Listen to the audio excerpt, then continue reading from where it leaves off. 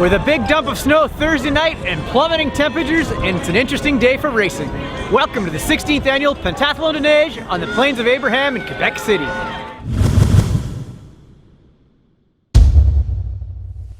It all starts out in the big heated tent that's on site for all participants to use. Here you can take care of your registration as well as stop by the boutique and pick up some souvenirs or even grab some food. But the real action is outside in the huge transition zone for all events. Pentathlon is not just a single event, but 17 different events over 6 days, attracting over 6,100 people this year. It ranges from duathlon all the way to the full pentathlon. In my case, I was racing the long course pentathlon, which started out on the bike leg. As you can see, we started out on the road on the Grande Allée West. Participants could choose basically any kind of bike they wanted to use, but the majority of people who were competing were trying to use bikes like cyclocross bikes, which were light and fast. However, with the snow on the roads, things got a little slick, especially in the transition area where people were prone to falling down if they weren't too careful.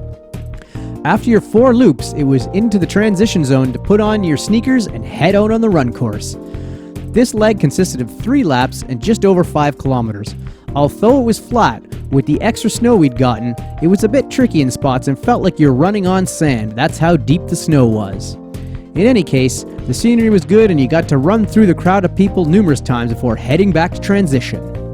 In my mind, this is where things get really fun because we finally transitioned into the pure winter sports. First up was the ski leg. Again, it was 3 laps, just under 10 kilometers, and the course took us again around the Plains of Abraham. There were some good ups and downs and excellent grooming for all participants. Once again, participants could choose the style of skiing, either opting for classic style or with the more popular freestyle.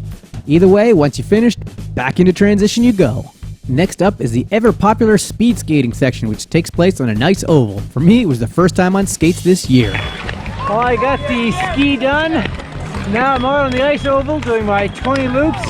Just finished off number 2. While most racers opt to use either Nordic blades or proper speed skating blades, there were still a fair number of folks with hockey skates. Counting laps was the hardest part. Thankfully, the big tote board would show you where you were. Well, that's it for the skate. 20 loops done. Heading to the snowshoe. The 5th and final leg of the race was the snowshoe. Once again, it consisted of 3 laps. And this time, we got to run all around the same areas that we'd already seen throughout the race, as we were running beside the ski track in some cases and also through the similar transition area. As you can see, with the heavy snow, we actually had a fair bit of deep snow to contend with, which made things slow in some sections. But before I knew it, I was taking the final turnoff and heading to the finish chute. That's 5 sports, 2 hours, 41 minutes, about 42 kilometers, crossing the finish line. This entire event is well run and is a blast from start to finish.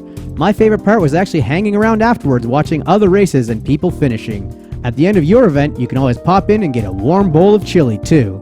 Well, that's a wrap for me from this year's Pentathlon de Neiges. There's still plenty of racers out there enjoying the course, and if you're looking for a unique event in the Quebec region, I highly recommend you check this one out.